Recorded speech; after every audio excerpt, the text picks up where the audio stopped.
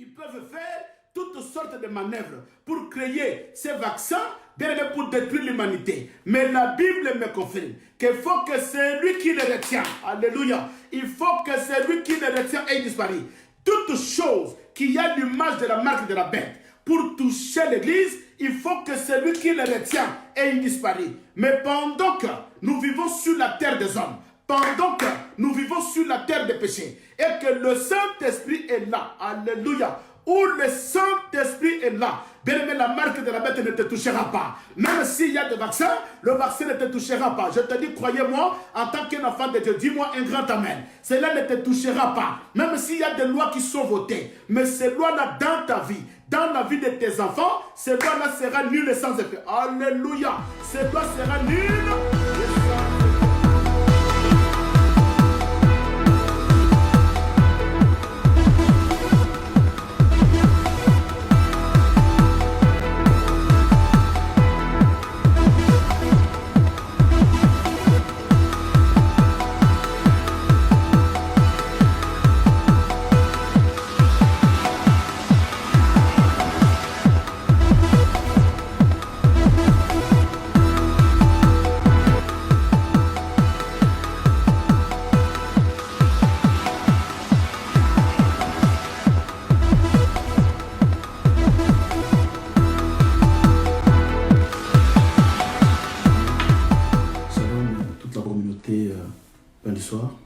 Et shalom aussi en particulier l'église Oracle de l'Éternel partout dans le monde là où vous vous trouvez.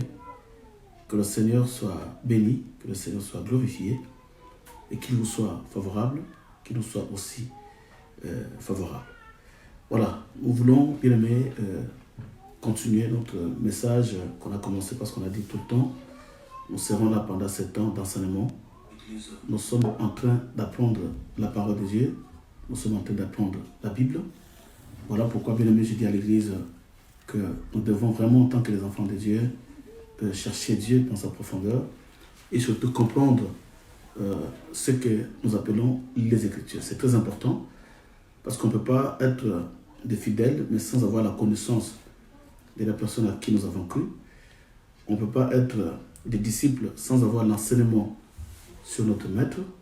Voilà pourquoi l'Église a besoin des enseignements de son maître pour que l'Église soit bénie, que l'Église soit fortifiée et que l'Église soit une Église forte, une épouse préparée, une épouse que nous allons préparer à Dieu. Parce que l'apôtre Paul dit que je vous ai préparé comme étant une épouse et pour vous présenter le jour de l'époux. Donc nous sommes en train de préparer l'Église, bien aimée, pour enfin que le temps de l'enlèvement, que nous puissions présenter à l'époux une Église sans tache, une Église glorieuse, une Église sans ni ride ni tache. Voilà. Soyez bénis, bien-aimés, nous sommes ensemble. Que le Seigneur vous bénisse. Tout le monde qui sont en ligne, que la grâce de Dieu vous accompagne. Que le Seigneur bénisse aussi tous les enfants de Dieu partout dans le monde entier et qu'il bénisse aussi les couples visionnaires, bien-aimés, le couple Papa Crispin, Maman Cathy, que la main de Dieu les accompagne, que la main de Dieu soit aussi sur eux. Que la grâce de Dieu inonde encore des plus dans leur maison. Et que le Seigneur bénisse aussi tous les hommes de Dieu qui sont en train de prêcher la bonne nouvelle en ce moment, qui préparent aussi l'épouse, qui ont reçu le mandat de préparer l'église en ce moment. Parce qu'il n'y a que le mandaté. Même au temps d'Esther, il y avait des eunuques qui étaient bien préparés qui étaient mandatés pour préparer le 6 vierges qu'ils devaient présenter à l'époux qui était le roi Cyrus. Donc, aujourd'hui, Dieu nous a mandatés comme étant des eunuques, de ministres, avec une seule mission de préparer l'église. Et voilà pourquoi tout ce temps que nous sommes en train de passer ensemble, c'est le temps que nous sommes bien aimés dans le Seigneur, en train de préparer l'église.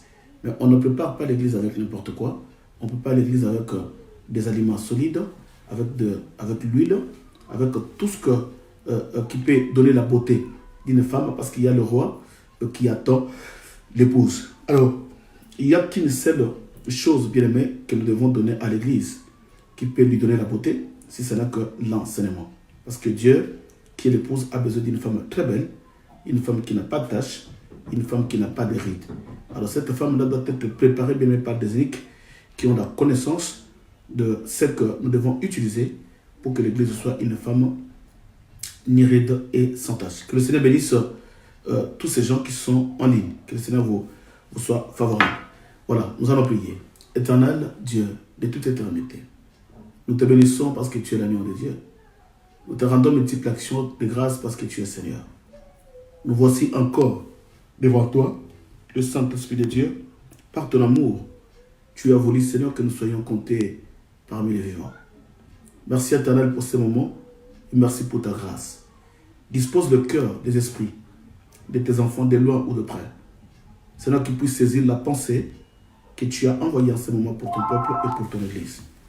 Seigneur, voilà pourquoi ce temps, je prie aussi dans le nom de Jésus-Christ de Nazareth, éternel, que la main de Dieu, ô Dieu, soit au milieu de ton peuple. Que moi aussi, je sois un simple instrument par lequel tu vas utiliser, Seigneur, pour véhiculer ta pensée au travers de ton Église. Voilà pourquoi nous te bénissons, Seigneur, nous te confions ce moment, du début à la fin, afin que tout ce qui se passera soit pour ta gloire. Dans le nom puissant et glorieux de Jésus-Christ, j'en suis prié et nous te disons tous Amen. Voilà, bien-aimés dans le Seigneur, soyez bénis, soyez bénis. Comme je l'ai dit, nous avons besoin de l'enseignement qui fait de nous des enfants de Dieu. Nous avons besoin des enseignements, bien-aimés, qui fait de nous les élus. Et nous sommes en train de parler sur les signes des temps de la fin de l'Église. Et pourquoi le signe du temps de la fin de l'Église? Parce que nous traversons un moment si difficile, un moment si dangereux. Il faut que l'Église ait la connaissance. Voilà, en ce moment, bien-aimés, on n'est pas là pour prêcher tout simplement la délivrance et la délivrance. On n'est pas là pour prêcher que des démons et des démons. Non, nous avons, bien-aimés, tout un mandat de donner à Dieu la connaissance de la parole de Dieu. Parce que ça, c'est le temps des éniques. Les gens qui ont la connaissance, qui doivent transmettre et préparer son Église. Voilà pourquoi, bien-aimés dans le Seigneur, j'interpelle sur tous les gens de Dieu. Ce n'est pas le temps de crier les démons, mais c'est le temps de profiter, de former une Église forte, une Église puissante, une Église craignant Dieu et une Église qui sortira en ces lieux vainqueurs. Voilà, j'avais dit que nous parlons sur le signe du temps de la fin de l'Église. Pourquoi je dis le temps de la fin de l'Église? Parce que l'Église avait un début, l'Église aura une fin. Or, la fin de l'Église, c'est l'enlèvement. Voilà pourquoi je dis à l'Église, bien aimé, supportez-moi, je vais aller tout doucement. Je ne sais pas, au bout d'un temps, il y a le Saint-Esprit qui te pousse déjà à monter.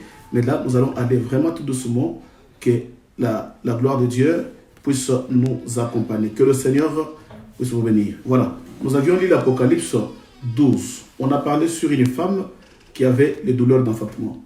Et nous avions vu qui était cette femme, et nous avions vu qui était le fils. Or, quand on parle de fils, on parle d'un fils.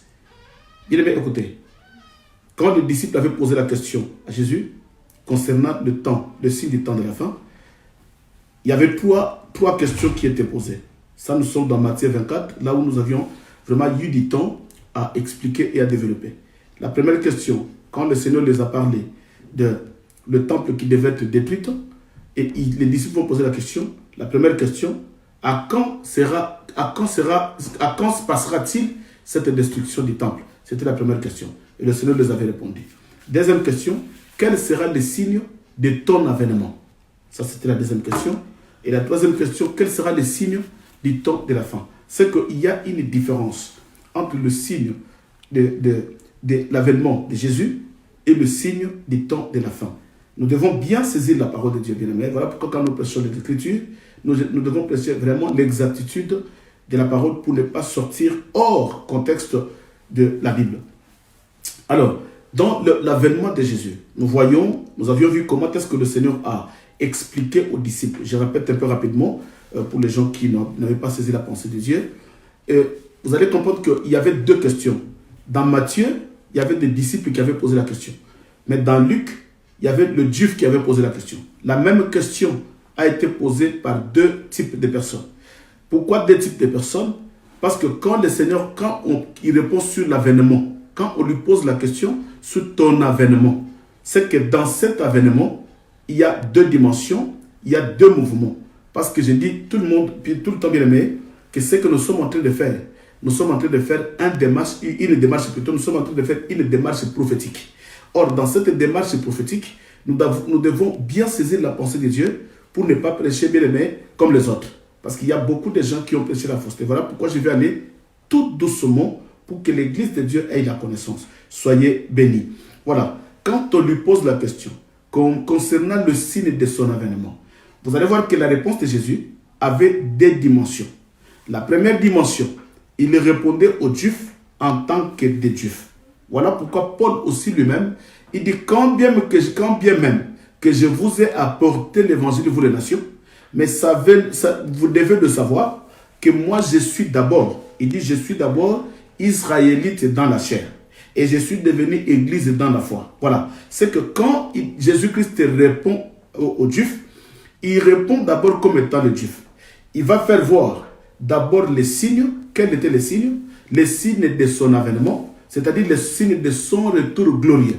Là, il y a des signes marquants, nous avions vu ça. Et quand il répond à Paul, aux disciples, à Pierre et aux autres disciples, le disciple va lui poser la même question que les Juifs lui ont posée. Et là, maintenant, il répond ceci. Il dit, ce jour-là, il y aura deux personnes. L'un sera enlevé et l'autre restera. Il y aura deux femmes qui seront en train de moudre dans la mer. L'une montera et l'autre restera. J'ai expliqué prophétiquement que le jour de l'enlèvement n'est pas pareil comme le jour du retour glorieux de Jésus. Parce que le jour de l'enlèvement, il y aura la disparition de l'un et l'autre restera. Le jour de l'enlèvement, les gens qui seront dans la forêt, il y aura la disparition de l'un. C'est que le jour de l'enlèvement, il y a la disparition de l'épouse.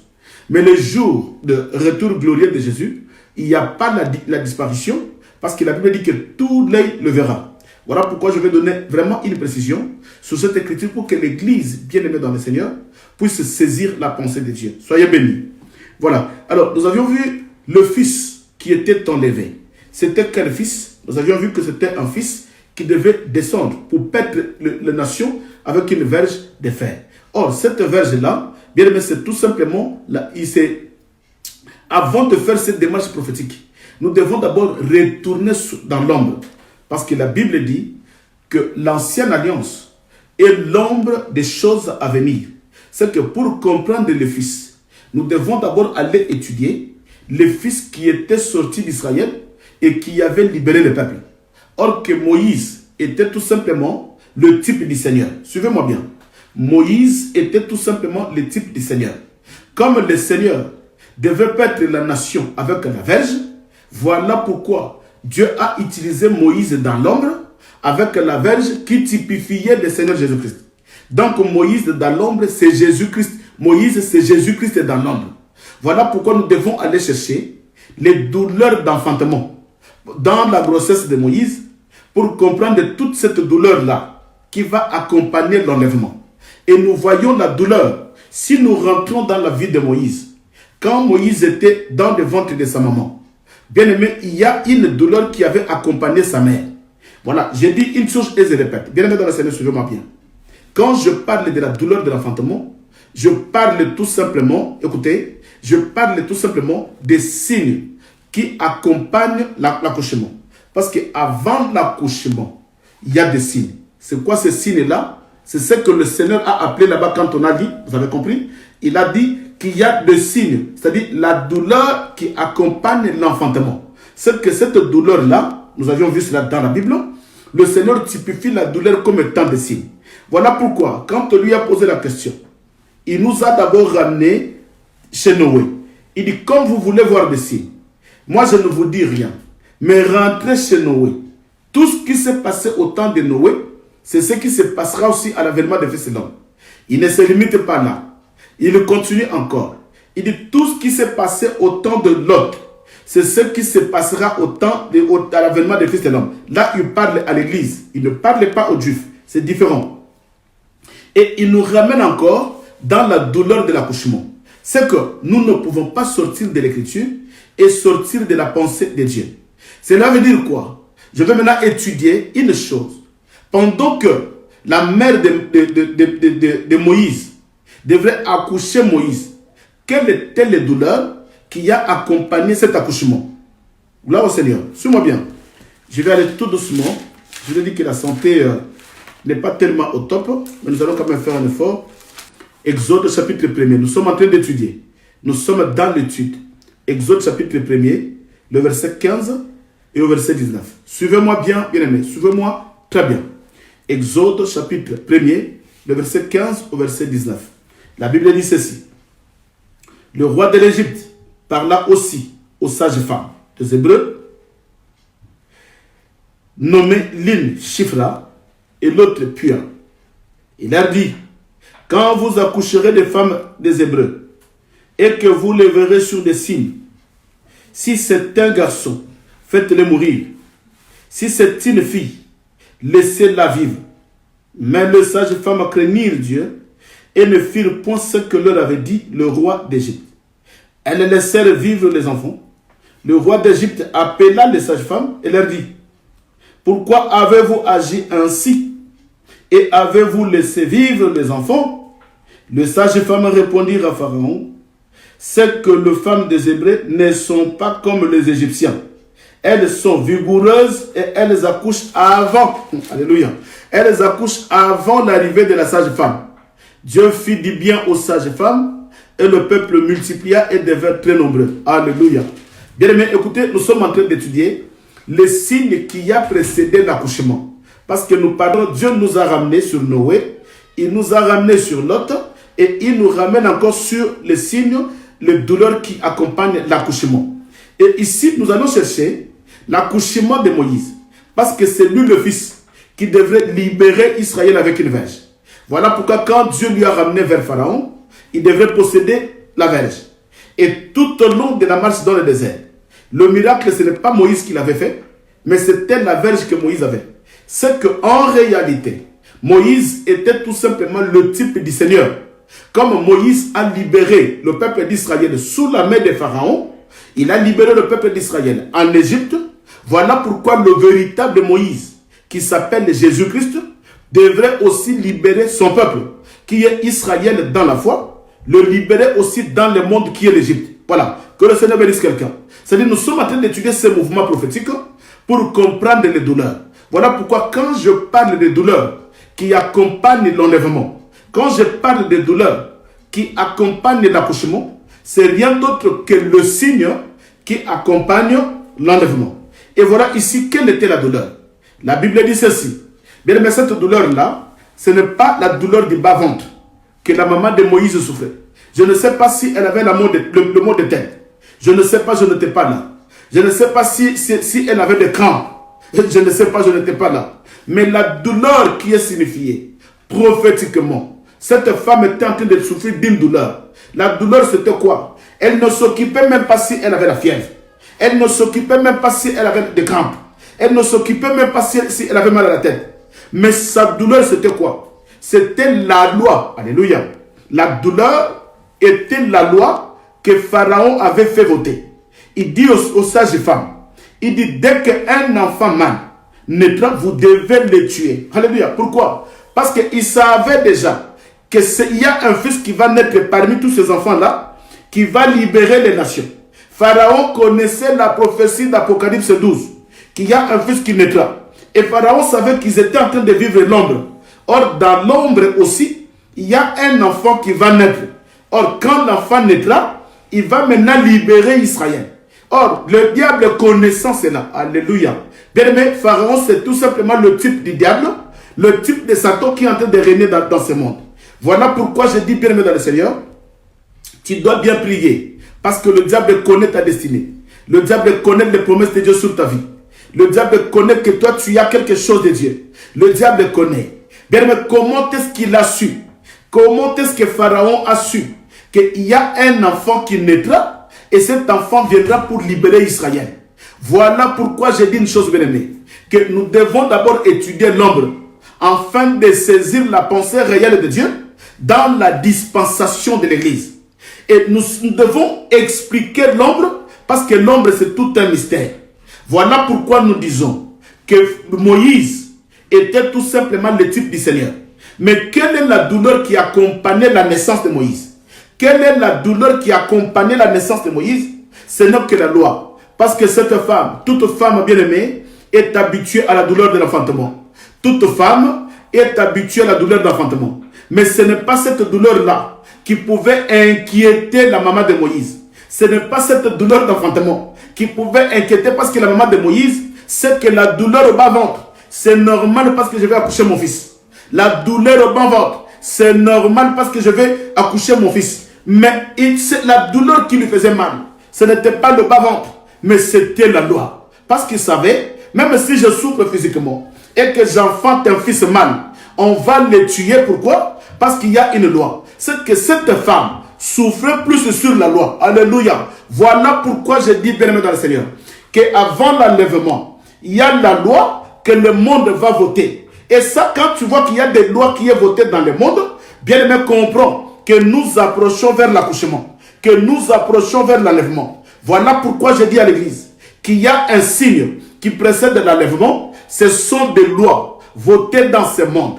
Il y a l'OMS qui est en train de voter des lois pour vacciner tout le monde. On ne sait pas pourquoi ils sont en train de voter cette loi, parce qu'il y a quelque chose qui est caché. Pourquoi? Parce que nous, bien aimés dans le Seigneur, nous tendons vers l'enlèvement. Et aujourd'hui, il y a des lois qui sont votées.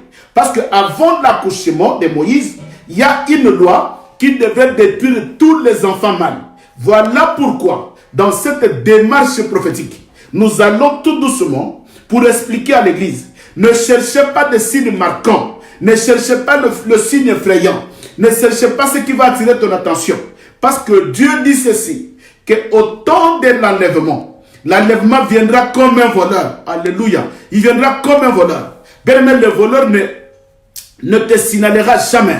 Le voleur n'avertit pas que, écoutez, nous sommes vendredi, il vous envoie une lettre pour dire que le dimanche, je passerai à minuit pour voler. Non, alléluia. Voilà pourquoi le Seigneur nous dit, faites attention, veillez. Veillez parce que le jour de l'enlèvement viendra comme un voleur. Comme un voleur. Voilà pourquoi n'attendez pas. Il y a les gens qui disent que le signe de l'enlèvement n'est pas encore là. Bien aimé, tous les signes de l'enlèvement est déjà accompli. Voilà un autre signe aujourd'hui. La Bible précise qu'il y a un autre signe. Ce signe-là, c'est quoi? C'est la douleur de l'enfantement. Mais quelle était la douleur de l'enfantement qui a accompagné l'enfantement de Moïse?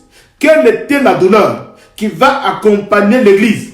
Quelle était la douleur qui va accompagner l'enlèvement? Or, l'une des douleurs, l'un des signes, bien aimé, ce n'est que la loi votée. Voilà pourquoi aujourd'hui, voilà quelles sont les lois qui sont en train d'être votées, bien aimé. Il y a des lois qui sont votées. Mais comment voulez-vous, bien aimé, ne pas comprendre que nous sommes au temps de la fin? Comment ne pas comprendre que nous vivons la dernière heure, comme a dit l'apôtre Jean? Comment voulez-vous ne pas confirmer l'évangile de Paul qui a dit la nuit est avancée? Bien aimé, il y a des lois qui sont votées. Quand tu sens les lois qui se votent aujourd'hui, ce sont des lois. Bien aimé, des années, ces lois n'existaient pas. Mais la présence de toutes ces lois-là, ça prouve qu'il y a un enfant qui va naître. Ça prouve qu'il y a l'enlèvement de l'église qui approche. Ça prouve que l'enlèvement de l'église est déjà là. Aujourd'hui, il y a des lois qui sont votées. Bien aimé dans le Seigneur. Il y a des lois qui sont votées de l'homosexualité. Ça, c'était impossible. Or, si Dieu avait détruit Sodome et Gomorrhe, c'était à cause de ça. Mais cela prouve aujourd'hui que nous sommes au temps de la fin, où il y a des lois qui se sont votées. Le mariage des hommes et des hommes. Le mariage des femmes et des femmes. Bien aimé, quelles sont ces lois-là qui viennent contredire la pensée de Dieu? C'est pour vous dire qu'aujourd'hui, l'Antichrist est en train de se manifester dans l'église, mais il est un mystère.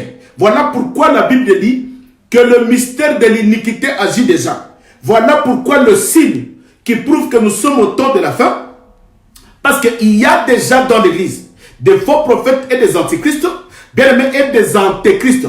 Il a dit des antéchrists qui sont déjà en train d'œuvrer. Pourquoi? Parce que l'antichrist est un mystère aujourd'hui. Il n'est pas dévoilé. Mais vous allez comprendre que sur le retour de Jésus, sur le retour glorieux de Jésus, qui ne sera pas pour l'église. Quand l'église sera enlevée, c'est alors qu'il y aura le retour glorieux de Jésus. Et nous allons étudier tous les signes qui précèdent le retour glorieux de Jésus. Vous allez voir qu'avant que l'église soit enlevée, bien aimé, il n'y a aucun signe. Parce qu'il a dit, allez-y chez Noé. La Bible dit, au temps de Noé, les gens mangeaient et les gens buvaient. Ils s'occupaient de rien, ils se doutaient de rien. Les gens mangeaient et les gens buvaient, ils mariaient et ils se mariaient. Voilà maintenant, au temps de l'église aussi, il y a aussi une loi qui accomplit tout simplement le message qui était passé au temps de Noé. Il mariait et il s'est marié. Voilà pourquoi aujourd'hui, bien-aimés dans le Seigneur, il y a des lois sur le mariage qui doivent confirmer la pensée de Noé. Au temps de Noé, il mangeait et il vivait. Au temps de Noé, alléluia, au temps de Noé, au temps de Noé, qu'est-ce qui s'est passé? Au temps de Lot, qu'est-ce qui s'est passé? Il s'est marié. Voilà pourquoi. Maintenant, avant que l'église soit enlevée, il faut qu'il y ait des lois sur le mariage pour que ça puisse confirmer le temps de Noé. Maintenant, il faut qu'il y ait des lois sur le mariage qui doivent confirmer le temps de Lot. Voilà pourquoi aujourd'hui, bien aimés, les lois qui sont votées aujourd'hui, ce sont des lois qui sont tout simplement en accord avec Sodome et Gomorrhe. Ce sont des lois qui sont votées, qui sont en accord avec Sodome et Gomorrhe. Alléluia. Qui n'a pas l'œil pour voir? Qui n'a pas l'œil, bien aimé? Voilà pourquoi nous prêchons l'évangile. Pour dire que l'apôtre Paul dit, veillez, veillez, car la nuit est avancée et le jour approche. Veillez. Et l'apôtre Jean nous dit, nous vivons la dernière heure. Bien-aimés, nous n'avons pas beaucoup de temps. Nous n'avons pas le temps, bien-aimés. Nous n'avons pas beaucoup de temps. Voilà pourquoi nous insistons à l'église. Bien-aimés, l'apôtre Paul dit ceci. Ah, j'aime l'apôtre Paul. Il nous avertit. Il dit ceci. Ah, j'aime Paul. Paul a dit ceci. La nuit est avancée. La nuit est avancée. Dépouillons-nous des œuvres du ténèbre. Bien-aimés, nous devons nous dépouiller des œuvres du ténèbre. Pourquoi? Parce que la nuit est avancée. Parce que si tu n'es pas dépouillé des œuvres du ténèbre, Jésus nous a déjà prévenus. Il a dit l'enlèvement sera comme un voleur. Maman, si l'enlèvement te surprend cette nuit, et écoutez, l'enlèvement se passera la nuit. Il dit l'enlèvement vient la nuit comme un voleur. Bien aimé, ce n'est pas la nuit naturelle. Ce n'est pas cette nuit naturelle de 18h à 5h du matin. Non, mais c'est une nuit prophétique. Or, la nuit prophétique n'est rien d'autre que le règne du diable. La Bible dit ceci. Le monde est sous la domination du malin. Or, là où le malin domine que la nuit. Voilà pourquoi, bien aimé, la Bible dit ceci, que quand le malin domine, c'est qu'il domine la nuit. Voilà pourquoi nous disons prophétiquement que l'Église est en train de traverser le temps de la nuit. Mais Paul dit, même si nous vivons le temps de la nuit, dépouillons-nous des œuvres du ténèbre. Nous devons nous dépouiller. Bien aimé, arrêtez l'impudicité, arrêtez les mensonges, arrêtez le vol, abandonnez le péché. Séparez-vous avec les œuvres du ténèbre, parce que bientôt le Seigneur arrive. Alléluia. Oui, je peux te prêcher les démons. Je peux te prêcher le lien des familles. Je peux te parler sur les alliances des familles. Mais bien aimé, nous arrivons au temps où les alliances des familles ne te délivrera pas. Nous arrivons au temps où le lien des familles ne te délivrera pas. Le lien des familles ne te ramènera pas au ciel. Alléluia. La délivrance de la chair ne te ramènera jamais au ciel. Voilà pourquoi l'apôtre Paul insiste. Bien aimé, la douleur de l'enfantement, la douleur de la femme, la douleur de maman de Moïse, la douleur, j'insiste, alléluia, j'insiste bien aimé dans le Seigneur. Je suis en train de pleurer comme Paul a pleuré. Paul dit, je m'en vais, je pleure, mais je sais que derrière moi, il y a des lourds ravisseurs, il y aura des faux ouvriers qui s'introduiront parmi vous. Bien aimé, je suis en train de pleurer. Je ne sais pas si l'église de Dieu peut saisir cette pensée. Je suis en train de pleurer, alléluia. La douleur de l'enfantement.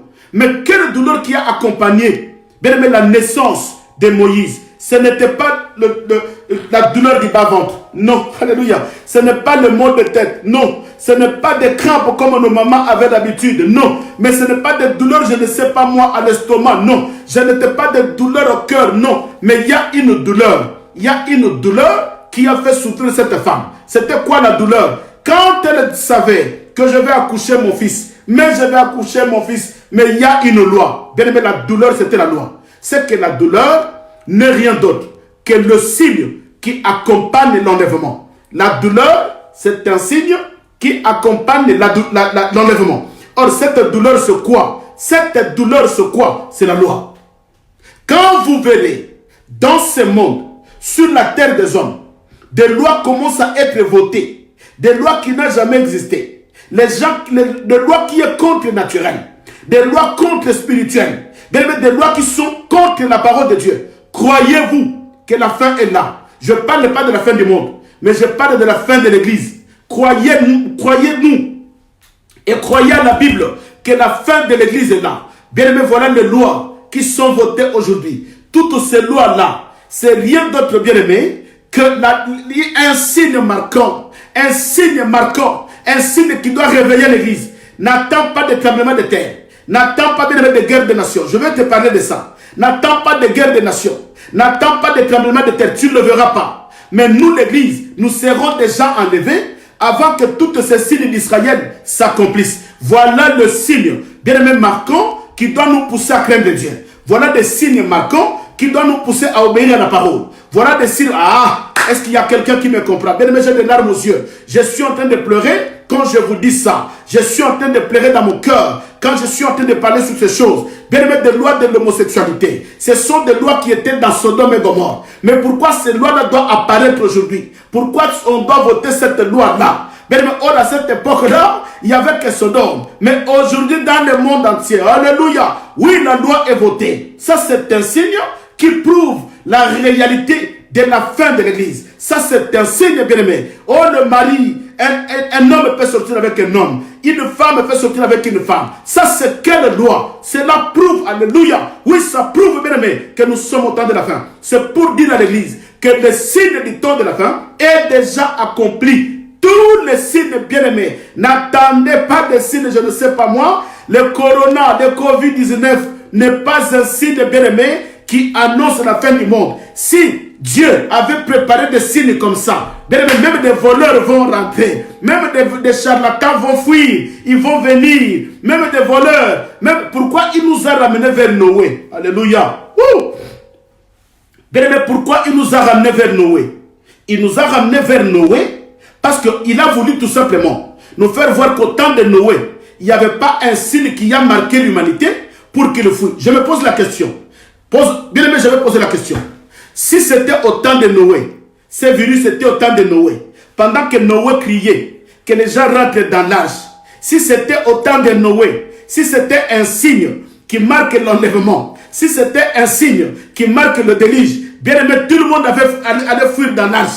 Je ne sais pas, il n'y avait pas personne qui allait, même des occultistes, allaient fuir dans l'arche. Même des voleurs. Alléluia. Oh, gloire à Dieu. Gloire à Dieu. Bien aimé, voilà pourquoi j'insiste pour dire à l'église. Voilà, il y a l'apôtre qui me dit que nous sommes bien aimé, le monde est pourri. Nous sommes le sel du monde. Bien aimé, nous devons donner la saveur au monde. Nous devons éclairer le monde. Et je dis à quelqu'un, même si le monde vit dans les ténèbres, mais il y a la minorité, alléluia, il y a la minorité de peuple de Dieu qui détiennent la lumière. Nous devons rester cette minorité qui détiennent la lumière. Même si les autres, bien-aimés, sont en train de vendre l'évangile. Nous devons rester cette minorité, bien-aimés, qui craint Dieu, qui a la lumière. Même s'il y a d'autres pasteurs qui ont dévié l'évangile à cause de l'argent, bien-aimés, nous devons rester cette minorité qui veut la gloire de Dieu. Même si l'église a déraillé, nous devons rester cette minorité, bien-aimé, qui est sur la rail. Alléluia. Oui, je crois, et je crois la parole. Je crois, bien-aimé, que nous le serons. Parce que nous avons la parole et nous avons l'évangile qui est capable de nous transformer. Voilà, bien-aimé dans le Seigneur. Je parle sur le signe. Quel est ce signe-là? La douleur d'enfantement. Vous allez comprendre. J'insiste encore. Bien-aimé, la maman de Moïse n'a pas pleuré parce qu'elle avait mal au ventre. La maman de Moïse ne pleurait pas parce qu'elle avait mal à la tête. Non. Mais il y avait un signe qui accompagnait. Un grand signe qui a accompagné son accouchement. Ce n'est pas qu'elle avait mal au ventre. Non. Ce n'est pas parce qu'elle avait des crampes. Non. Mais la seule douleur qui a fait pleurer cette femme, c'était la loi qui était votée. Alléluia. Oh, la loi qui était votée, bien-aimée. Elle se disait, maintenant, même si mon fils est né, voilà la grande douleur qui a précédé l'accouchement. Voilà, bien-aimé dans le Seigneur. Voilà pourquoi je dis à l'église, dès lors que nous voyons qu'il y a des lois qui sont votées, des lois qui sont contre la nature, des lois qui sont contre le spirituel, qui marchent à l'encontre de la spiritualité, des lois qui permettent des choses que la spiritualité refuse, des lois qui permettent des choses que la Bible refuse, Des lois qui permettent des choses que Jésus refuse. Des lois qui permettent des choses que la Bible refuse. Comprenez, bien-aimés, que l'enlèvement est proche. N'attends pas de signes. Je ne sais pas, aïe aïe aïe. Je ne sais pas de quel signe tu attends. Je ne sais pas, maman, quel signe tu attends. Oh, alléluia. Que le Seigneur soit béni. Je ne sais pas quel signe tu attends. Nous voyons, bien-aimés. Voilà pourquoi il y a des signes qui peuvent se manifester aujourd'hui. Mais le véritable enfant de Dieu doit avoir le discernement pour comprendre si ce signe-là, c'est un signe qui annonce l'enlèvement, ou c'est un signe bien-aimé, ou c'est un signe qui ne cadre pas sur les événements prophétiques. Parce qu'il y a les événements prophétiques, bien-aimés, qui doivent nous annoncer tout simplement le signe de l'enlèvement. Voilà, bien-aimés, il y a un signe aujourd'hui. Quel est ce signe-là? C'est la loi. Voilà des lois qui sont votées. L'homosexualité, c'est quelle loi? C'est la loi qui a existé au temps de Noé. Bien aimé, s'il y a quelqu'un qui est intelligent, c'est Dieu. Parce qu'il avait déjà tout vu. Il dit, vous me posez la question. Vas-y, je vous envoie chez l'autre. Maintenant, allez-y chez l'autre. Commence à étudier. Tout ce qui s'est passé chez l'autre, c'est ce qui se passe aujourd'hui. Tout ce qui s'est passé chez l'autre, c'est ce qui se passe maintenant. Qu'est-ce qui s'est passé chez l'autre? Bien aimé, il y a des hommes et des femmes. Des hommes qui couchaient avec des hommes. Des femmes qui couchaient entre femmes. Des enfants bien-aimés. Voilà, aujourd'hui, il y a des lois qui sont en vigueur. Il y a la loi qui est en vigueur. Ils vont commencer à enseigner nos enfants de moins de 10 ans la sexualité. Ça, ce sont des choses qui étaient dans Sodome et Gomorrhe. Voilà pourquoi le Seigneur nous a ramenés dans Sodome et Gomorrhe. Il y a même des hommes aujourd'hui, bien-aimés, qui sont en train de prêcher la sodomie. Oui, parce qu'aujourd'hui, bien-aimés, il y a l'iniquité qui est déjà dans l'église. Tout ça, ce sont des signes. Suivez l'internet, vous voyez qu'il y a des hommes de Dieu qui appuient. Alléluia. Et vous allez appeler ces gens-là les hommes de Dieu. Non, ce sont des démons. Non, ces gens-là ne sont pas des hommes de Dieu. Ce n'est que des antéchrists que l'antichrist le grand est en train d'utiliser. Ces gens-là, ils sont que la queue du dragon qui est en train de faire tomber les étoiles. Ces gens-là qui sont dans des églises. Paul nous avait averti. Il dit, faites attention. Quand je partirai, il y a des faux serviteurs qui s'introduiront parmi vous. Et quand ils vont s'introduire, quelque temps après, ils s'élèveront pour prêcher des choses pernicieuses. Voilà, ce sont ces gens-là. Ne les suivez pas. Ils sont entrés dans l'église pour nous faire croire qu'ils étaient les nôtres. Mais au bout d'un temps, les gens ont cru, ils sont devenus célèbres, ils sont connus partout dans le monde. Maintenant, ils commencent à prêcher des choses pernicieuses. Voilà un homme de Dieu qui accepte la sodomie dans l'église. Bien-aimé, ça c'est qui? C'est un serviteur de Sodome et Gomorrhe. Alléluia. Bien-aimé, nous allons prêcher la bonne nouvelle. J'ai dit, nous allons prêcher la bonne nouvelle. Je ne sais pas si quelqu'un m'a compris. Alléluia. Bien-aimé, de loi. Il y avait une loi en Israël. Une loi, papa. Une loi, maman. Et c'est ça la douleur qui a accompagné. C'est ça la douleur qui a accompagné la sortie de Lot en Sodome. Parce que la sortie de Lot, pourquoi Dieu nous a ramenés dans Noé? Parce que le déluge de Noé, l'arche qui montait, c'était l'image de l'enlèvement. Pourquoi Jésus nous a ramenés chez Lot? Parce que quand Lot sortait du Sodome et Gomorrhe, c'était l'image bien aimée de l'enlèvement. Voilà pourquoi je dis à l'église, toi qui es en train de craindre Dieu, bien aimé, continue à craindre Dieu. Oh maman, continue à craindre Dieu. Continue à craindre Dieu, papa. Continue. Parce que l'autre craignait Dieu. Voilà pourquoi Dieu ne pouvait pas détruire Sodome et Gomorrhe pendant que l'autre était là. Il fallait d'abord que l'autre soit enlevé. Il fallait d'abord que l'autre sorte. Dieu ne peut pas détruire ce monde. Quand on vous dit que Covid-19, quand on vous dit papa, quand on vous dit maman, que Covid-19, c'est l'un des fléaux de Dieu, refusez cela. Parce que Dieu ne peut pas frapper le monde pendant que son église est encore sur la terre. Dieu ne peut pas déposer des fléaux pendant que son église, maman, son église c'est toi. Alléluia. Oui, maman, son église c'est toi. Son église c'est toi, papa. Il faut que tu sois d'abord enlevé avant que Dieu puisse renvoyer ses fléaux. Le Covid-19 n'est pas le fléau de Dieu. Dieu ne frappera jamais Sodome et Gomorrhe si l'autre n'est pas sorti. Dieu ne frappera jamais avec le déluge si Noé n'est pas monté. Alléluia. Voilà pourquoi la marque de 666 n'est pas pour toi. Quand la bête viendra pour déposer la marque, son sceau de 666, tu seras déjà enlevé. Bien-aimé, ne craignez pas. Ne craignez pas, bien-aimé, des faux enseignements qu'on vous enseigne. Vous avez des hommes de Dieu capables de vous apporter la révélation. Vous avez des hommes de Dieu capables de vous apporter la bonne nouvelle. Voilà pourquoi je dis à l'église, bien-aimés dans le Seigneur, nous devons faire attention. Dépouillons-nous des œuvres des ténèbres. Dépouillons-nous, parce que la nuit est avancée. La nuit est avancée. Voilà pourquoi Esaïe va confirmer. Le prophète Esaïe confirme. Qu'est-ce qu'il dit? Il dit, le ténèbre ne régnera pas pour toujours. Bien-aimé, le ténèbre ne régnera pas pour toujours. Voilà le ténèbre qui est en train de régner. Cela ne sera jamais pour toujours, parce que vous le voulez ou pas, il y a le matin qui arrive. Or, le matin, c'est l'enlèvement. Alléluia. Il y a le matin qui arrive, bien-aimé. Voilà pourquoi dépouillons-nous des œuvres des ténèbres. Gloire à Dieu. Est-ce que quelqu'un peut me dire un grand amen? Bien-aimé, dis-moi un grand amen.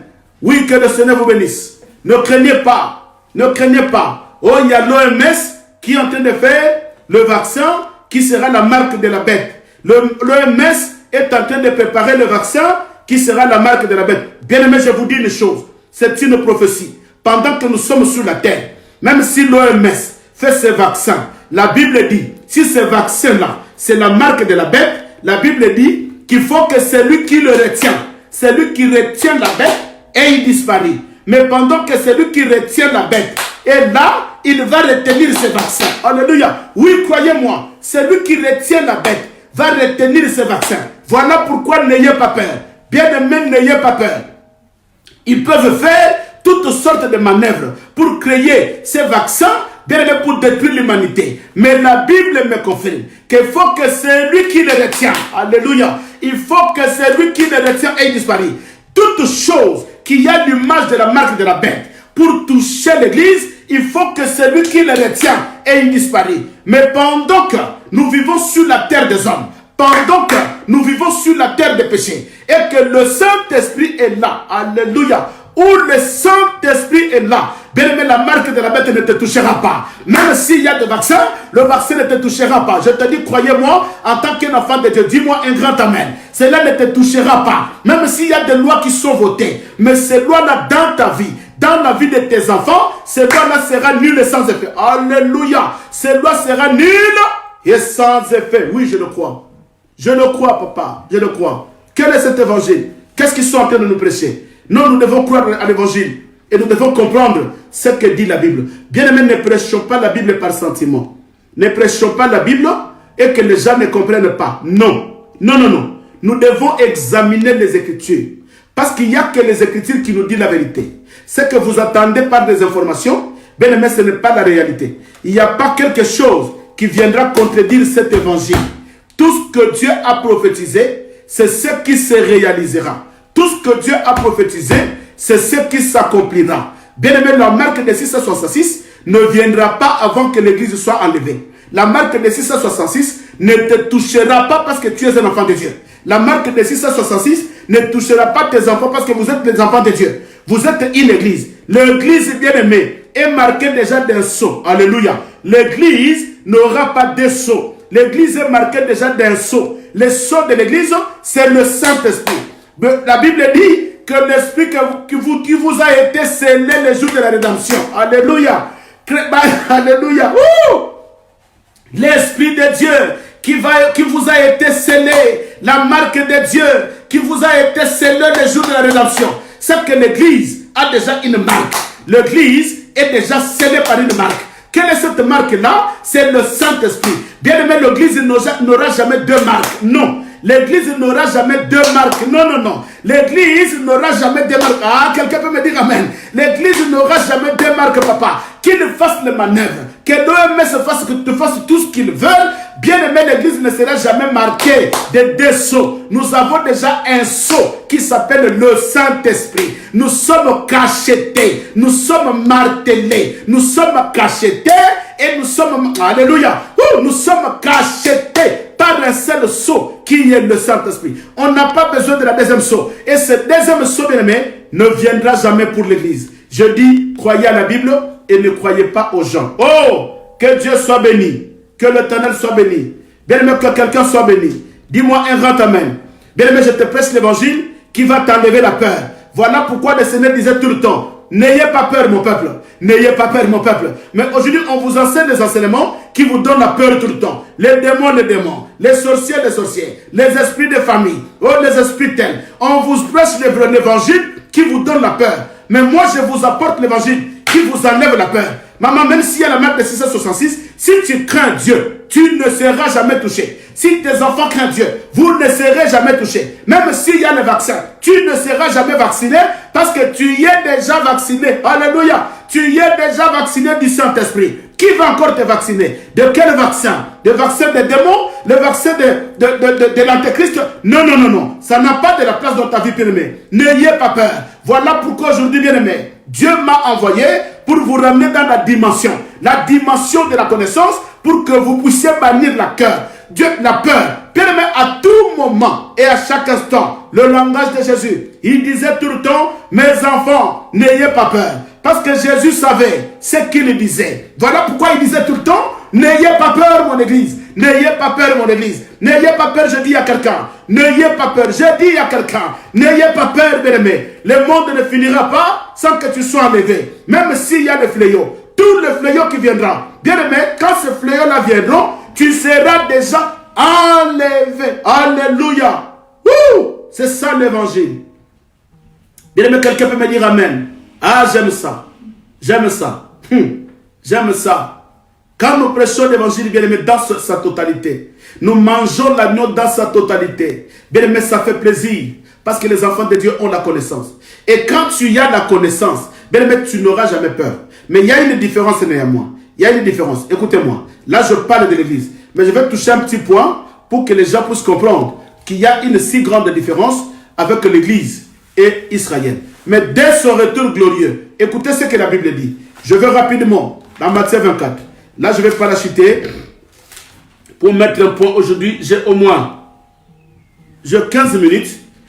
Je vais mettre un petit point pour aujourd'hui, que le Seigneur vous bénisse. Matthieu chapitre 24. Alléluia. Oh, quelle joie. Quelle joie de recevoir la connaissance. Quelle joie, bien-aimé, d'avoir la connaissance de la parole. Quelle joie de ne pas être ignorant. Parce que l'ignorance se tue. Quand tu es ignorant, tu as peur. Pourquoi tu as peur? Parce qu'il y a le vaccin que l'OMS fait pour tout le monde. Ils vont nous donner des cachets. Ils vont nous mettre des cachets de 666. Il y a la loi que Obama avait votée aux États-Unis. Ils vont mettre des puces de 666. Bien-aimé, n'ayez pas peur. Tout cela ne viendra jamais pendant que le Saint-Esprit de Dieu est là. Cela ne viendra jamais pendant que c'est qui le retient. Si réellement, c'est que l'OMS fait, bien-aimé, c'est l'image de l'Antéchrist. C'est tout simplement l'image, les cachets, le son de 666 de l'Antéchrist. Bien-aimé, croyez-moi, cela n'aura jamais lieu pendant que le Saint-Esprit est encore à l'église. Alléluia. Cela n'aura jamais lieu pendant que nous avons le Saint-Esprit. C'est lui qui le retient. Ce n'est pas moi, le pasteur Siméon, qui va le retenir. Mais c'est le Saint-Esprit qui est à l'église. Le Saint-Esprit qui est dans l'église, c'est lui qui va le retenir. Le Saint-Esprit qui est dans l'église, c'est lui qui va les empêcher. Alléluia. Oh, laisse le Saint-Esprit faire son travail, papa. Que le Saint-Esprit fasse son travail. Il est là comme étant un intercesseur. Il intercède pour ses siens. Il ne nous abandonnera jamais. Il sera à l'église jusqu'à la fin du temps. La fin du temps, c'est quoi? C'est l'enlèvement. Il sera à l'église jusqu'à la fin du temps. Mais la fin du temps, c'est quoi? Il sera parmi nous jusqu'à l'enlèvement. C'est lui qui va nous faire monter pour aller rencontrer l'époux dans les airs. L'époux ne descendra pas sur la terre. Nous allons parler de ça demain. Demain. Non, demain nous allons nous reposer. Excusez-moi. On va parler de ça dimanche. L'époux ne descendra pas sur la terre. Mais nous allons monter à la rencontre de l'époux. Qu'on ne vous trompe pas. Et qu'on ne vous prêche pas n'importe quoi. Voilà, je vais lire l'écriture. Oh, soyez bénis. Que le Seigneur vous bénisse. Matthieu 24, le verset 15 au verset 16. Je vais citer un élément qui est très important. Où il y a des églises qui prêchent ça, mais dans la fausseté. Ça, ce n'est pas pour l'église, mais c'est pour Israël. Matthieu chapitre 24, le verset 15 au verset 16. Écoutez ce que la Bible dit. Le verset 15. C'est pourquoi, lorsque vous verrez l'abomination de la désolation dont a parlé Daniel, établi en lieu saint, que celui qui lui fasse attention. Alors que ceux qui seront en Judée fuient dans les montagnes. Je descends, vous allez comprendre pourquoi je descends. Suis-moi bien, je suis en train de lire une écriture qui est très importante. Matthieu chapitre 24, Je commence au verset 15 et je descends. C'est pourquoi, lorsque vous verrez l'abomination de la désolation dont a parlé le prophète Daniel, c'est que Daniel avait déjà prophétisé sur l'abomination de la désolation. Maintenant, ici, c'est le Seigneur qui parle. Il parle à qui? Il parle aux Juifs qui lui avaient posé la question. Il parle aux disciples en tant que les Israélites dans la chair qui lui avaient posé la question de son retour glorieux. Là, le Seigneur ne parle pas de l'enlèvement. Nous allons naviguer dans les Écritures pour comprendre la différence entre l'enlèvement et le retour glorieux de Jésus. Ici, le Seigneur ne parle pas de l'enlèvement. Vous allez comprendre que le signe qu'il est en train d'énumérer, les choses que le Seigneur dit ici, ce n'est pas des choses qui cadrent avec l'enlèvement. Parce que dans l'enlèvement, suivez-moi bien, dans l'enlèvement, il y aura la disparition de l'épouse. C'est que vous serez à deux, l'un sera disparu et l'autre restera. Mais ici, Jésus ne parle pas de disparition. Écoutez ce que Jésus dit. C'est pourquoi, lorsque vous verrez, il leur pose la question, quel sera le signe de ton retour? Maintenant, écoutez la réponse de Jésus. C'est pourquoi, lorsque vous verrez l'abomination de la désolation dont a parlé le prophète Daniel, établi dans les lieux saints, que celui qui lit fasse attention. Il parle, il dit comme ça, il dit ceci. Quand vous verrez l'abomination de la désolation dont a prophétisé, dont a parlé le prophète Daniel, que celui qui lit fasse attention. Donc, il devrait faire attention lorsqu'il verrait l'abomination de la désolation que Daniel avait prophétisé, quand cette désolation va s'installer dans le temple. Et écoutez maintenant, il continue le verset 16. Alors que ceux qui seront en Judée, il n'a pas dit que ceux qui seront en Judée, l'un montera et l'autre restera. Non, suis-moi bien dans les Écritures, bien-aimés. Nous prêchons l'évangile dans sa totalité. Et nous prêchons la vérité de l'évangile pour que l'Église puisse avoir la connaissance. Il ne dit pas que ceux qui seront en Judée, l'un montera et l'autre restera. Non, mais il dit ceci. Alors que ceux qui seront en Judée fuient dans les montagnes. Ici, il n'y a pas question de disparition, mais il y a question de fuir. Alléluia. Il dit encore au verset 17, que celui qui sera sur le toit ne descende pas pour prendre ce qui est dans sa maison. Écoutez, là c'est le retour glorieux de Jésus. Mais à l'église, sur l'enlèvement, il dit ceci, vous serez à deux, l'un sera enlevé et l'autre restera. Mais sur son retour glorieux, il ne parle pas de l'enlèvement, mais il parle de son retour glorieux. Il dit, quand vous verrez déjà le signe qu'Israël devait voir, c'était l'abomination de la désolation qu'avait parlé Daniel. C'est que l'abomination de la désolation, aujourd'hui bien aimé, la désolation de l'abomination est dans des loges. Écoutez, suivez-moi bien. Cette abomination est déjà aujourd'hui mais dans des loges. C'est dans des loges. Mais ici, le Seigneur dit, mais quand vous verrez l'abomination de la désolation, qui était dans des loges, s'est transporté même dans le temple. Maintenant, c'est quoi la désolation de l'abomination? Bien aimé, c'est quand les sacrifices.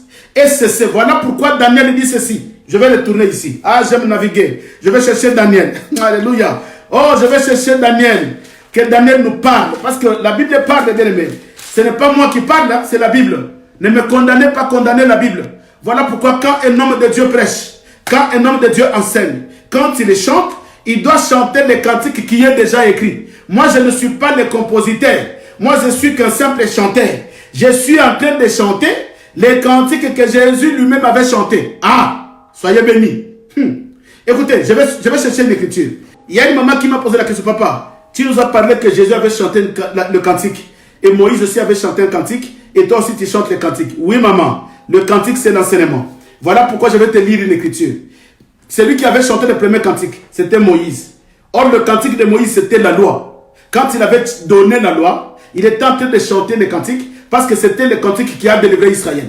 Et Jésus, quand il est venu, il a chanté aussi le cantique. Le cantique de Jésus, c'était la grâce. Là, je suis en train de naviguer dans les Écritures. Le cantique de Jésus, c'était la grâce. C'est que le cantique de Moïse était la loi. Le cantique de Jésus, c'est la grâce. Mais maintenant, moi, je chante les cantiques bien-aimés. Quel cantique je chante? Je chante les cantiques de la grâce parce que c'est la grâce bien-aimée qui te délivre. qu'ils ne veulent pas. Même si tu n'as pas d'enfant, tu accoucheras par la grâce. Même si tu n'as pas de mariage, tu vas te marier par la grâce. Pourquoi? Parce que je suis en train de chanter un cantique qui délivre. Voilà pourquoi je vous ai dit que Saoul devait chercher quelqu'un qui sait chanter. Il dit, va me chercher quelqu'un qui sait chanter. Ils sont allés chercher David, un homme qui savait chanter. Et quand David commençait à jouer la harpe et qu'il chantait, les démons sortaient dans le corps de Saoul. Oh bien, mais vous devez avoir un homme de Dieu qui sait chanter. Alléluia.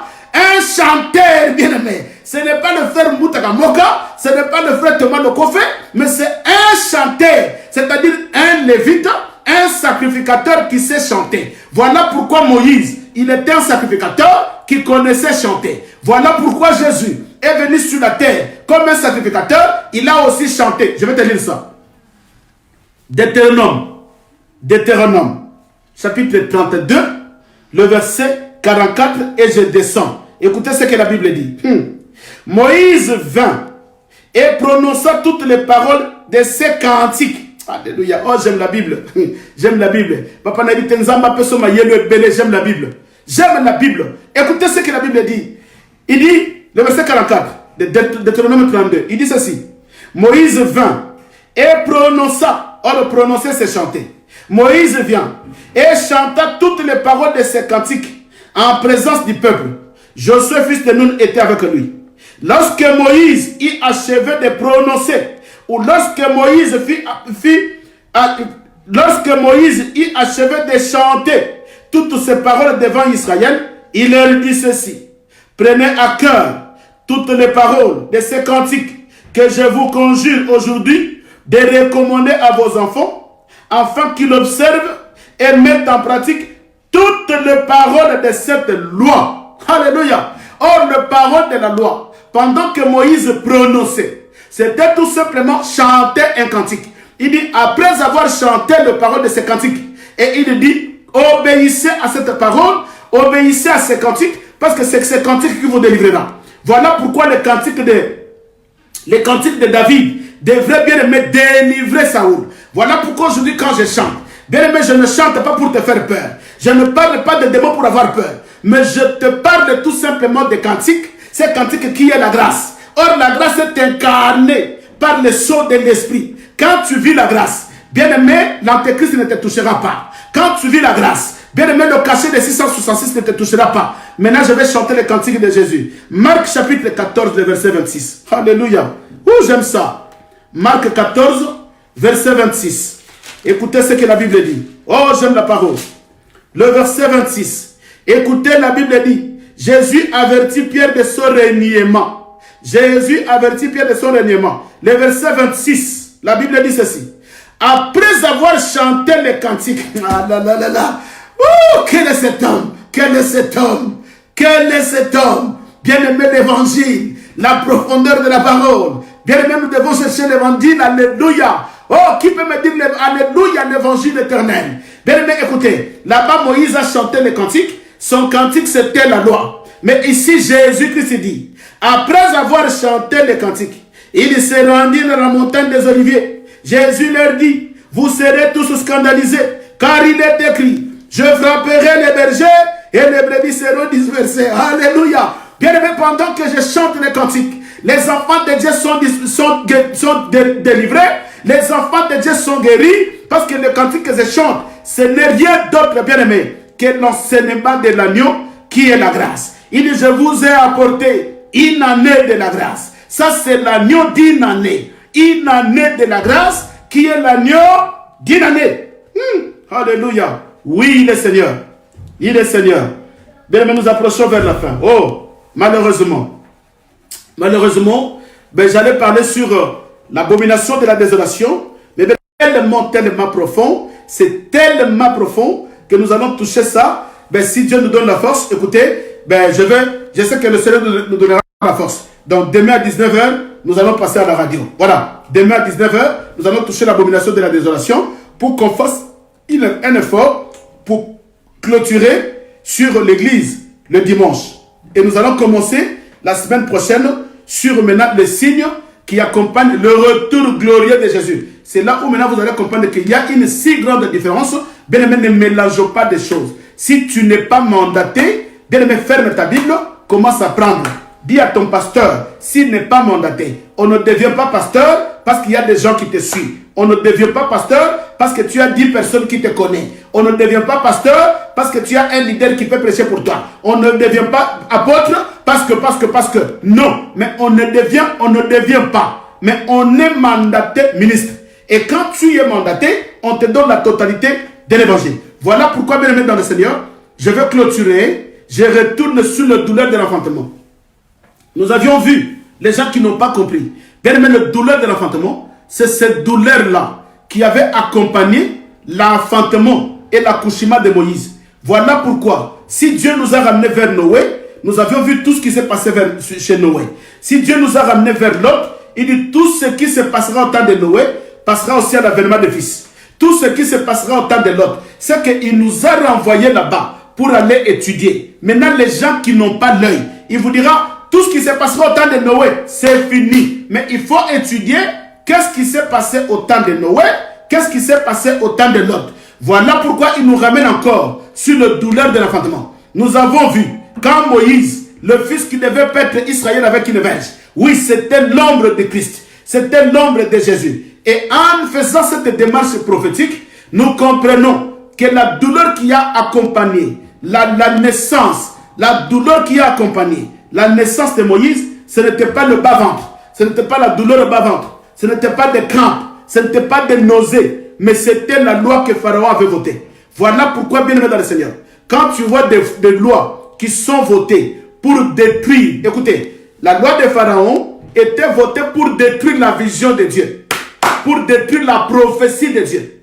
Or, la prophétie, c'était, il faut qu'un fils puisse naître parmi les enfants d'Israël pour libérer Israël en esclavagisme. Maintenant, la loi vient pour détruire la spiritualité, pour détruire la prophétie. Voilà pourquoi le temps où nous vivons, quand vous verrez, bien aimés, qu'il y a des lois qui sont votées contre la spiritualité, il y a des lois qui sont votées, dites-vous que c'est un signe qui annonce, c'est une douleur qui annonce l'enlèvement. Toutes ces lois-là, toutes ces lois votées, ce sont des douleurs qui accompagnent l'enlèvement. Voilà pourquoi toutes les lois votées devraient aussi cadrer avec le temps de Noé. Parce que la Bible dit qu'il mangeait, il vivait et il s'est marié. Et toutes ces lois devaient être aussi cadrées avec la vie du temps de Lot. Il s'est marié et il mariait leurs enfants. Il s'est marié comment? Les hommes et les hommes. Les femmes et les femmes. C'était dans Sodome. Et avant, Dieu s'est vu. Il devrait d'abord libérer Lot avant de détruire l'humanité. Voilà pourquoi, avant de détruire Sodome et Gomorrhe, voilà pourquoi, bien aimé, je conclue. Je parachève à la fin. Je conclue, bien aimé dans le Seigneur, qu'aujourd'hui, quand vous voyez des lois, les hommes et les hommes se marient, les femmes et les femmes se marient, et enseigner la sexualité aux enfants de moins de 10 ans, toutes ces lois-là, bien aimé, tu vois déjà que l'enlèvement est proche. Parce que quand toutes ces lois-là s'est passé dans Sodome et Gomorrhe, c'est alors que Dieu est venu enlever son église. Parce que Lot et ses enfants étaient l'image de l'église. Lot était l'image de l'église. Alléluia. Lot était l'image de l'église. Mais écoutez, quand Lot est sorti, mais il y a aussi sa femme qui n'est pas allée. Il y a sa femme qui était détruite en chemin. Voilà pourquoi sa femme avait l'évangile de la queue. Car la queue avait son évangile. Quel était l'évangile de la queue? L'évangile de la queue, c'était de faire tomber les élus. Or, l'évangile de la queue, c'est l'évangile qui frappe l'œil. L'évangile de la queue, c'est l'évangile de matériel. L'évangile de la queue, c'est l'évangile de la prospérité. Voilà pourquoi, en sortant de Sodome et Gomorrhe, sa femme va retourner vers Sodome parce qu'il a commencé à regretter une si belle ville que nous abandonnons. Nous abandonnons des maisons, mais nous allons où dans la forêt. Quel est cet évangile, bien-aimé? C'est ça l'évangile qu'on vous prêche. L'évangile de la queue, l'évangile du dragon, l'évangile de la prospérité. Les yeux des gens sont fixés sur le matériel. Les yeux des gens sont fixés sur ce qui frappe l'œil. Voilà pourquoi la femme de Lot n'était pas totalement enlevée. Parce qu'il a tourné le regard vers le monde. Bien-aimé dans le Seigneur, écoutez, ne sois pas la femme de Lot. Crois à l'évangile, que cet évangile-là, bien-aimé, va te ramener dans la gloire. C'est cet évangile qui va te ramener dans la gloire. Donc, le signe, la douleur de l'accouchement, nous avions vu ce quoi? C'est toutes les lois qui sont votées aujourd'hui. Ce sont des lois qui vont à l'encontre de la prophétie. Ce sont des lois qui vont à l'encontre de la parole. Et croyez bien aimés que dès lors que vous verrez cela, des lois qui sont votées dans le monde, comprenez que nous sommes à la dernière heure de l'église. Donc bientôt, l'église sera enlevée. Alléluia. Oui, que le Seigneur vous bénisse. Acclamez le Seigneur. Je dis à quelqu'un bien aimé, si on peut acclamer cet homme, si on peut acclamer le roi de gloire, donnez-moi vos acclamations. Donnez-moi vos acclamations. Donnez-moi vos acclamations.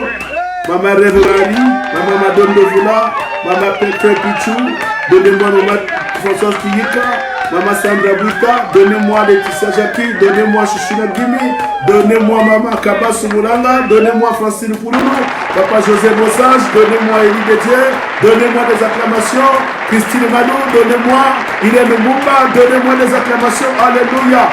Maraville Nadine Yano, donnez-moi, donnez-moi bien-aimé, Kakesidi, donnez-moi, donnez-moi des acclamations, donnez-moi des acclamations, Melouka Bongo Maki, donnez-moi des acclamations, Sylvia, donnez-moi, Chouchou Nabasuka, donnez-moi, Senga Diana, donnez-moi des acclamations, Edozika Kigiaya, donnez-moi, donnez-moi, Brigitte Hans, Maman Brigitte, donnez-moi, Kenaya Mamiana, donnez-moi, Beya, Maman Beya Lusamba, donnez-moi, Tex Pinto, donnez-moi, la belle Arta, donnez-moi Maman, donnez-moi Francine Massengo, donnez-moi